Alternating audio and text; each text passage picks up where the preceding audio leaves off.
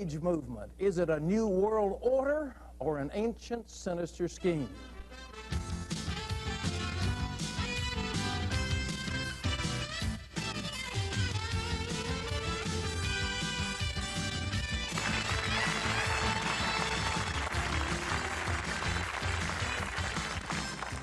Well, thank you and welcome, ladies and gentlemen, to this edition of the 700 Club. The term New Age, we hear it used everywhere, in medicine, politics, education, and so on. But exactly what is the New Age? New Age. Modern technology, the way things are moving on today. No ideas. Probably something from the East Coast. As in rock and roll? Maybe Hinduism or something like that? It's time for us to take our rightful place as God on this planet. Coming up, the first of a two-part expose on the New Age movement. Plus, an expert will join us to answer your questions on what the New Age really is.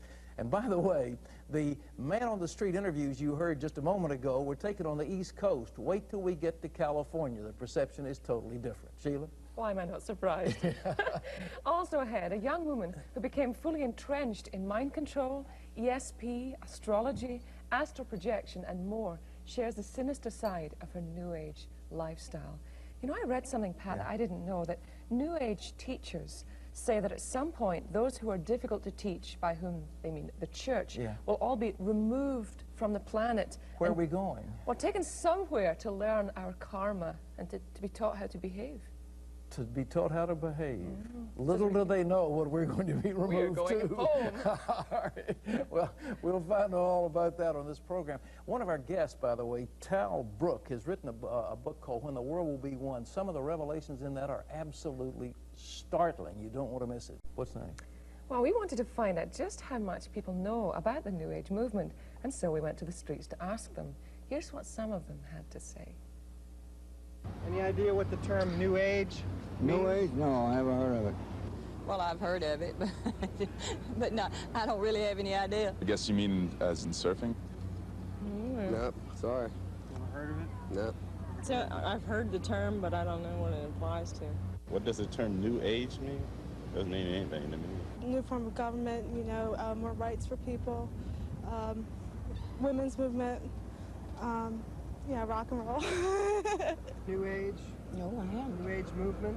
No, it's new to me. Well, it was new to me, too, a couple of years ago. As a matter of fact, somebody who was writing about it indicated that I was one of them, and I didn't even know what it was. But the truth is, I'm not, and this individual was wrong. But more and more, we found out that things that we were discussing years ago about reincarnation, about Hinduism, about some of the occultist mind control have now gotten a new name, and it's more organized than it used to be 15 or 20 or 25 years ago with Edgar Cayce and some of the people who were involved in Spiritism. But you've heard maybe of harmonic convergence, reincarnation, holistic health, higher consciousness. These are some of the buzzwords of the New Age movement. A collective ideology that embraces everything from yoga to the occult. Its proponents say the New Age movement is the true path of enlightenment, love, and peace. Is it a passing fad? Is it the beginning of a very dangerous new global religion? CBN News correspondent Dale Hurd files this report. Eastern mysticism merges with Western capitalism in a New Age spectacle that is part trade show, part carnival sideshow. The New Age movement's annual Whole Life Expo in Los Angeles earlier this year brought together 30,000 of the movement's faithful as well as the curious. The large turnout is an indication of just how popular the New Age movement has become. But just what qualifies as New Age? Enough courses, cults, trends, and fads to take you through the alphabet several times. It's been called a constantly changing kaleidoscope that can be difficult to define, although New Agers have some ideas. To me, the New Age movement means that we're getting into values that relate to world brotherhood, world goodwill, and right human relations. But author and New Age expert Dave Hunt has another perspective. Basically, it's the 4 lies in the Garden of Eden that the serpent deceived Eve with, that you don't die, there's no death, you just get recycled. God is not personal, he's a force, and we're all heading up to godhood. Hinduism, in other words. It's the one thing that brings them all together. Ravi Maharaj should know. Descended from a long line of Hindu spiritual masters, Maharaj was an accomplished yogi worshipped by thousands before his conversion to Christianity. The common denominators you find in the New Age movement, regardless of what else people believe, are: one, that we are divine; two, the world is divine; three, reincarnation. Central to New Age belief is that we are all God. It's time for us to take our rightful place as God on this planet. Another cornerstone of New Age belief is globalism, the idea that many of our problems could be solved if the world united under one religion and one government. It's a belief with obvious and disturbing parallels to the New Testament book of Revelation. There's an energy that's coming on the earth, and that's why God World Tour is coming up, because there is an energy that's coming on this planet that is waking people up to peace. There are also striking historical parallels between the peace-loving New Age movement and a not-so-peaceful social movement from another era, Nazism. History shows that Nazism came forth after a revival of the occult and Eastern mysticism had swept over Germany and Austria. In fact, you read some of the books written by people in those days who are touting the new consciousness of the Hitler Youth, and if you just changed a few names, you would think it was the greening of America. You know, you would think it was something written about the U.S. in the 60s. Like the New Age movement, the Nazis also spoke of creating a new man and a new social order. In the best-selling New Age manifesto, The Aquarian Conspiracy, Marilyn Ferguson writes about a leaderless but powerful network working to bring about radical change in the United States. Broader than reform, deeper than revolution, this benign conspiracy for a new human agenda has triggered the most rapid realignment in history. Another leader, Dr. Robert Mueller, says, the next stage will be our entry into the moral global stage. We are now moving fast towards the fulfillment of the visions of the great prophets, who through cosmic enlightenment saw the world as one unit. Russell Chandler is the award-winning religion editor for the Los Angeles Times and is author of the book Understanding the New Age. Chandler faults some of his fellow Christians with seeing a conspiracy plot at the end of every New Age rainbow. He believes in a more subtle danger. All they have to do is sow these seeds, and as Marilyn Ferguson says, some of the cliques of consensus will come together, and presto ergo, after a while, what is theory is now conventional wisdom. Chandler says a more compelling danger is the New Age movement's potential for undercutting the beliefs of right and wrong that hold Western societies together. If all things are relative and we're God, we're caught in a morass. We're set up for either anarchy or a dictatorship. In the final analysis, we would have two major forces in the world: the New Age movement and Christianity. The New Age movement is now absorbing everything else. In the 1950s, the noted historian Will Durant predicted the last major conflict of Western history would not be between communism and democracy, but between the Eastern religions and historic Christianity. If Durant's prediction is correct, the final conflict of the West may have already begun, as New Age thought continues to infiltrate all levels of American life. We'll show you the extent of that infiltration in our next report. Dale Hurd, CBN News. Thank you, Dale. Just a note on Adolf Hitler. You know, William Shirer's monumental book called The Rise and Fall of the Third Reich indicated that Adolf Hitler was demonized. This is a book I'm quoting from Inside the New Age Nightmare, and he said the occult roots of Nazism. And he says one of the most overlooked facts in history is the occultic foundation of the Nazi regime. Hitler's primary mentor, Dietrich Eckart, was the high priest of the Thule or Thule Society, a powerful secret European occult society dating back many centuries. And in the lineage back to its roots, there were supposedly universal secrets to be found to revive the descendants of a master race of supermen once again in a new millennium. Hitler called the New World era the Third Reich, the 1,000-year Reich.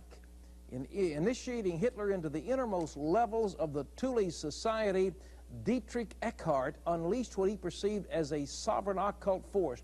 Now here's what he wrote, and I'm quoting. Follow Hitler. He will dance, but it is I who have called the tune. We give him the means of communication with them, capital T. Do not mourn for me. I will have influenced history more than any other German. And then it indicates beyond here that Heinrich Himmler, the head of the SS, was profoundly steeped in occultism. Now, we are just celebrating the 50th anniversary, or lamenting, I should say, the 50th anniversary of the outbreak of World War II. 50 million people lost their lives. Europe was laid waste by this madman who clearly was in touch with some kind of higher occult power and believed that he was going to destroy the Jews, the mental defectives, other people in Europe, to bring about an Aryan super race. Well, joining us right now is a man on the cutting edge of exposing the deception of what the modern, 50 years later, the modern New Age movement. And no one is better qualified to do it than he, because at one time he was the top Western disciple of India's most powerful guru, Sai Baba. And please welcome to the 700 Club, from Mill Valley, California, the author of a book called When the World Will Be as One, Tal Brooks. Tal, it's good to have you with us. Great to be with you. Sai Baba. Not too many of us have heard of Sai Baba. What could he do? What was he? Well, in India, he's got a following of 20 million. He just hasn't been over here to America. He's not one of our import items. But the day I met him, he knew who I was. He materialized a handful of ash, said, eat it, it's going to cure you of illness. I think we talked about this a little last year. A handful of what? Ash, out of nowhere. Ash? Yeah. It's called Vibhuti. And Right. then by the time I'd been with him for 2 years, I'd seen all kinds of things. I mean, within months of my meeting him, Pat, Newsweek magazine talked about him not turning water into wine like Jesus did, but water into gasoline, where his car ran out on a South Indian desert. He sent people to the well. He touched it as they poured it into the tank, and everyone smelled gasoline, and he drove off. So he's famous around India for having a number of paranormal powers. You said in your book, When the World Will Be One, that Sai Baba wasn't even there, that there was something there instead of him. What's there? Well, I believe that he's one of a handful of people who is really especially demonically possessed. I call it a state of perfect possession, where nobody is home. You know, when C.S. Lewis wrote his third trilogy, or second one, he talks about Weston, a Cambridge physicist, who was devil-possessed, but the original inhabitant had been blowtorched out. And I think that some of these guys are in a class of possession that's way beyond anything we've seen. I think Sai Baba is one of them. They call them ascended masters? Okay, that's what the theosophists and people like Elizabeth Clare Prophet call some of these gurus, yeah. What are they really? What you're saying is they are possessed by not just little ordinary spirits, by super Some demons? of Satan's generals, yeah. Ascended masters, though, people that are channeling today, people like Elizabeth Clare Prophet and J.Z. Knight, are trying to channel these ascended masters. So presumably they're in the non-physical world. But they're demons is what they are. I mean, biblically, that's what the things are. So what you're saying is these guys aren't fakers. You know, most people that do levitation and all these games, they're nothing but they're using mirrors and recordings and they're fakes. But you said there's nothing fake about it. Well, I've talked to Danny Corm and some other people who could probably duplicate some of the things that Baba has done, but some of them I think they would have serious problems duplicating. I mean, when I was liaison when the Canadian ambassador came by unannounced. He appeared, Sai Baba, with the brother of Prime Minister Trudeau, spent 3 hours with these guys, told them facts from their past, touched the college ring of one of them, and the metal changed, and the one thing and the gems changed, and the scratches remained the same on the ring. And these people left shaking 2 days later. And then higher social circles around Canada, rumors about Sai Baba and interest spread. So there's a lot of people going over there to India to see him. All right, very interesting. Sheila? We have a gentleman with a question. Perhaps, sir, you can introduce yourself and ask your question. My name's Wes Kubitz. The question is, are the mainline Christian denominations here in the United States and abroad being affected or infiltrated at this time by the New Age movement? Okay, Tal? The answer to that one is yes. All right. Sheila, here in the studio. Yes, I'm here with a lovely lady, and we're both firmly in our bodies. Thank you very much. Perhaps you can introduce yourself and ask your question. My name is Jeanette Mincer, and I think you've answered my question in a way, and I watch your, television thing all the time. My sister is in reincarnation, and I'm just... I did a little paper about why reincarnation is not a Christian concept. Yeah. It goes against everything that Jesus and the apostles taught and everything in the Old Testament. But tell us about what you know about reincarnation. Well, I mean, it began in Babylon with Nimrod saying that he'd be reborn through his wife Semiramis, and then you had the... Well, up next, ladies and gentlemen, eerie voices, things that go bump in the night, everyday occurrences for a young mother steeped in the New Age movement. Right after this, stay tuned. Tal.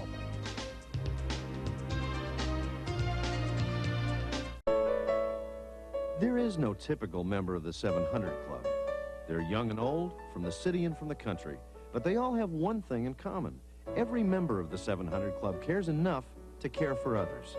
Call now and become a member of the 700 Club. All it takes is 50 cents a day, $15 a month.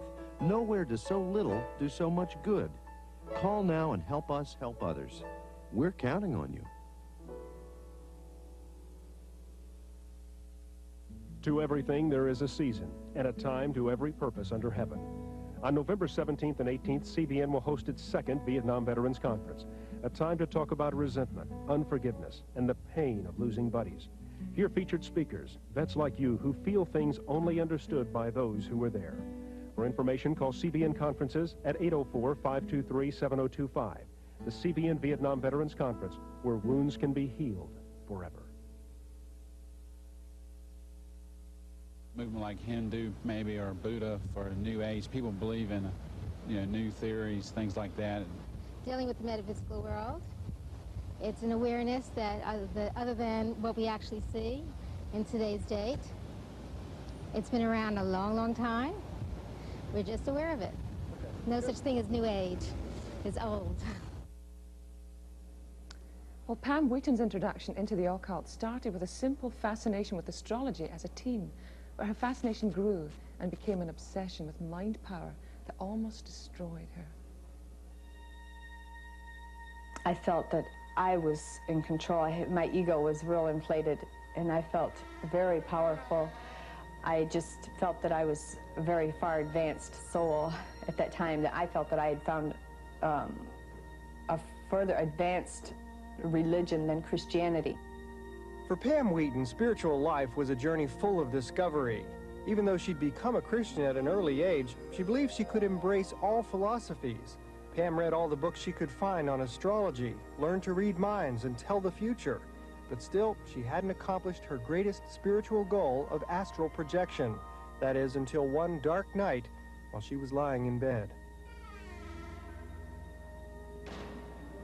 And I was in a catatonic state, a paralyzed state, and I knew from reading about other people's experiences this was the state to be in to astral project.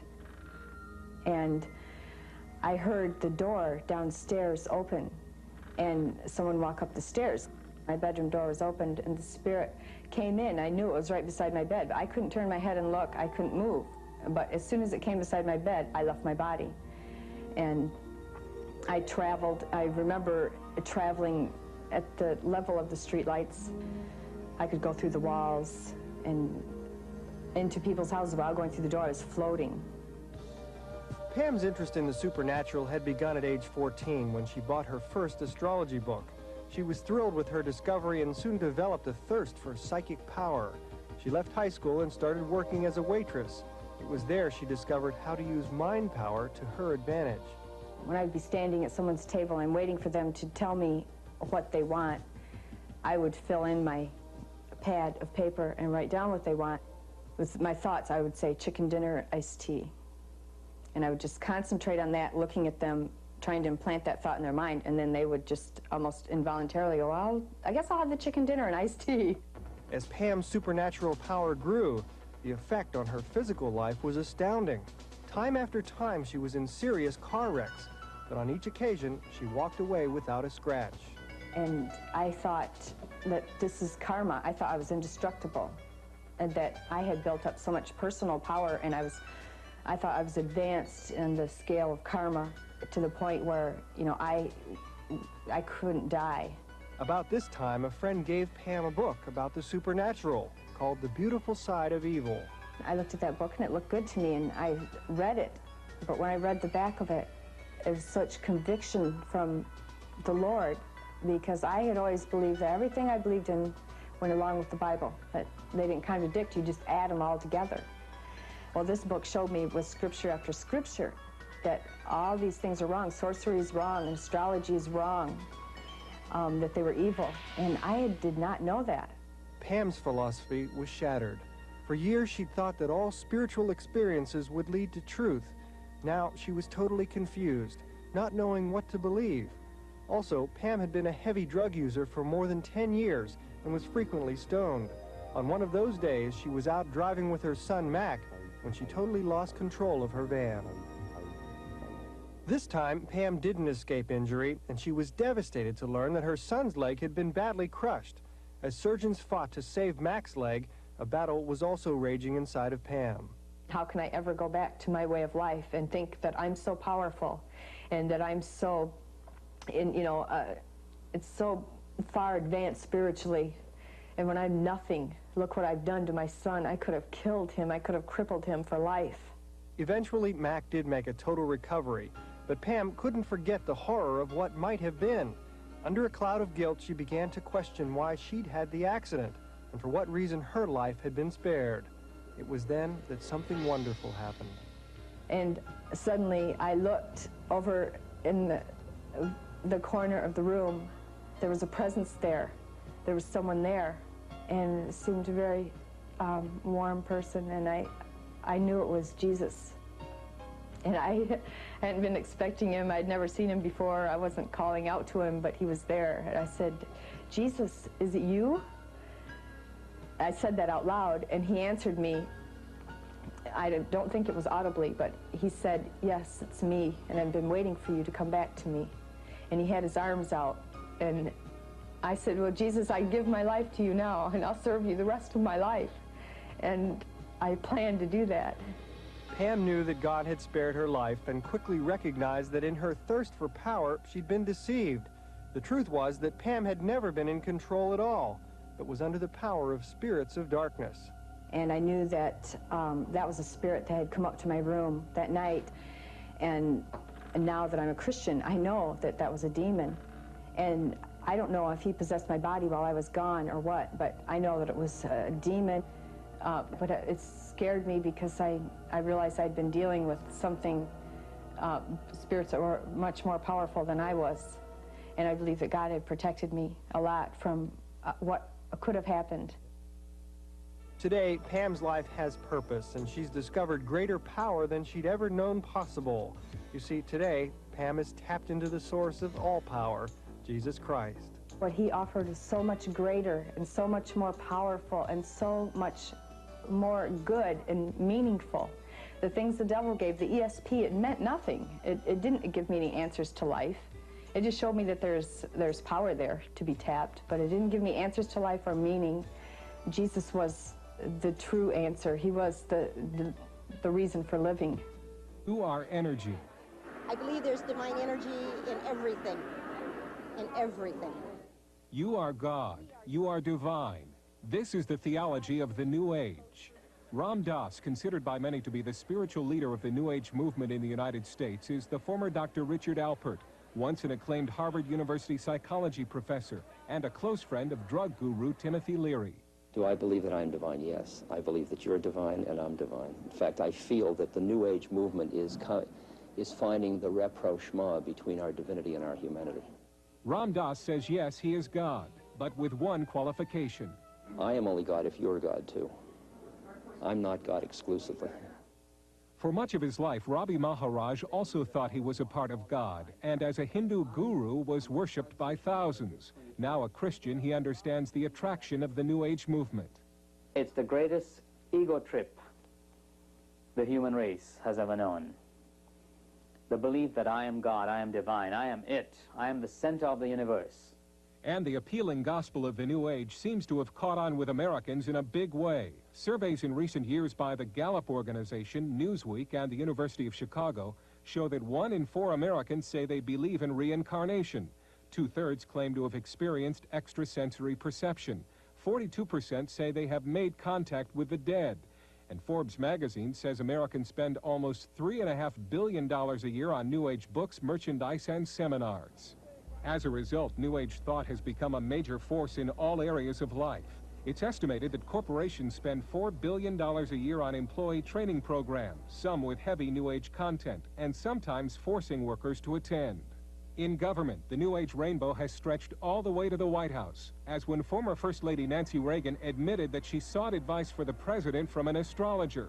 Former House Speaker Jim Wright, before being forced out of office in an ethics probe, is said by the Washington Times to have attended the lectures of a Washington psychic and to have practiced transcendental meditation. And Rhode Island Senator Claiborne Pell made headlines this summer by proposing legislation that would have commissioned a study of the human potential, everything from ESP to biofeedback. The so-called Spoonbenders bill was co-sponsored by Senators Albert Gore and Nancy Kassebaum. After a sharp public outcry, the resolution was sent back to committee. But perhaps the most strategic area of New Age infiltration has been the minds of America's young people in the public school. A growing number of educators are using New Age meditation and guided imagery techniques in the classroom as teaching methods. One example is this guided imagery teacher's guide from Educational Services for Insight Training Seminars in Santa Monica, California. The manual instructs teachers that when evaluating their students' experiences, not to judge people's images. Students may come up with bizarre, weird, negative, sexual, violent, or otherwise confusing or unusual images. It is important not to judge whatever comes up as bad or unacceptable. The manual also documents the experiences of children taken through the program. One girl said a wise old woman appeared to her during her experience. She asked the woman, "What is the meaning of life?" She said that her wise old woman didn't say anything, but held up a mirror to her. Another student said, "I saw myself and the lady walking up an invisible stairway. The lady gave me a picture of heaven."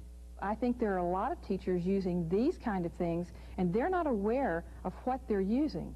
Victoria Bear was an avid New Age follower as a 9th grade English teacher in a Texas public high school in the 70s.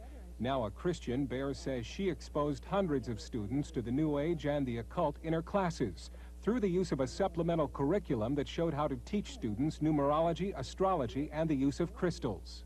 They are putting this into thousands of schools. I mean, I got a teaching packet, Knowing Yourself with astrology, numerology, and all that. Thousands of them went out. Thousands of them. All over the country. Turning kids on to astrology and numerology. Bear explains how she taught creative writing exercises to her 9th graders by distributing crystals to each student and leading them in guided imagery. I would just talk to them. I'd say, let's relax now and close your eyes, and the lights are going and the air is cool and fresh, and you're tuning into your crystal and you're a radio now. You're seeing what broadcast you're getting from the universal mind. And just start writing. Just start writing now. Anything that comes, colors or voices or images, and just write and write and write. And the kids would write and write and write. And some of them would hear things and see things. But they weren't light. It was darkness. It's clear that the New Age movement has taken a quantum leap in acceptance and respectability in the 1980s. Its growing power and influence are reflected in how it has changed the way Americans think and act. This is a phenomenon which can no longer be dismissed as a passing fad. The New Age movement is today a social force to be reckoned with. Dale Hurd, CBN News. It was the freewheeling 60s, the age of Aquarius, free love, and drugs. David and Juno Chagall, newly married, set out to get their piece of the American pie and peace of mind. I wanted to be a big shot. I wanted to be #1, to have a lot of money. I was searching for peace and an answer to why we're here. The Chagalls traveled throughout Europe looking for that fame and fortune. They lived in England for a time, David writing, Juno sculpting. In their beatnik circle of friends, art was God, and marijuana made it all worthwhile. We were courting that world and still were not accepted in it. But we enjoyed the struggle and felt as though this was all important because it was our God. We began smoking marijuana constantly. It helped us to feel good. When their money ran out, the Chagalls came back to the States, hungry for a cause.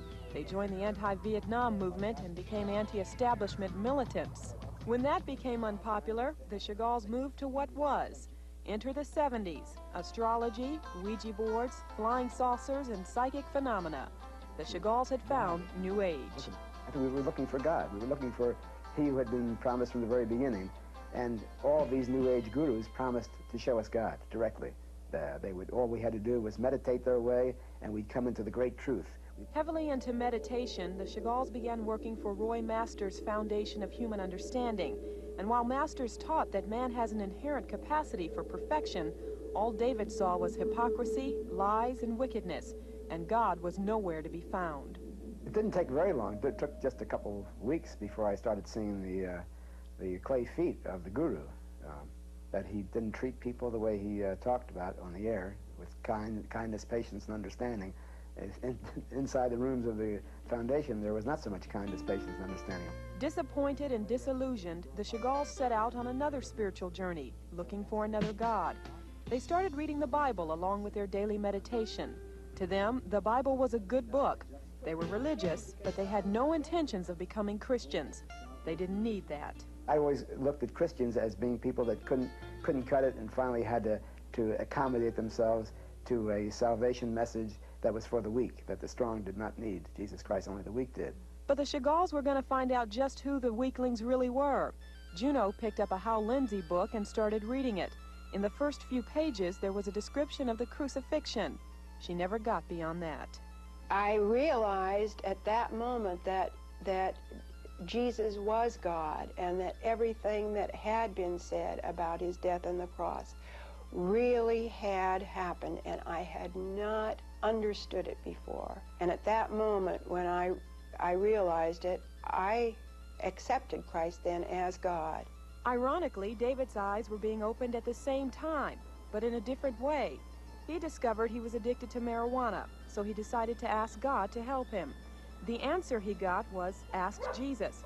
But that was out of the question, because David was an Orthodox Jew. He ran from those words and sank further into despair. 3 days later, David decided to ask Jesus. And I said, all right, Lord, Jesus, if you are truly who the Bible says you are, and you have this power, remove this from me, and I'll serve you forever. And he removed it from me at that moment. It was a flash, an instant. I felt this weight pull off my chest. And I knew I was free of marijuana at that point. And I also knew I was a Christian forever at that point. The Chagalls had found at last what they'd been searching for all along, the one true God. In looking back, David and Juno say in all their other spiritual conquests, they started out enthusiastic and full of hope, but ended up disappointed and disillusioned. But not so with Christ. And their message today is to those who are where they once were. And I just would say to them that I feel for you. I know you're there. Your instincts are good. They're worthy. The only thing you have to do now is try the one thing you haven't tried. You've tried the drugs. You've tried the marijuana. You've tried the chanting. You've tried the meditation. You tried the out of the body. You tried the flying saucers as salvation. Now try Jesus Christ. Ask Jesus Christ to come into your heart. Ask him to heal your soul, to heal your problems, to take you from step to step. And give him the chance that you've given all this other stuff. And I think you'll find that you won't have any more reason to look elsewhere, because he is the truth, the way, and the life. Nobody comes to God except through him.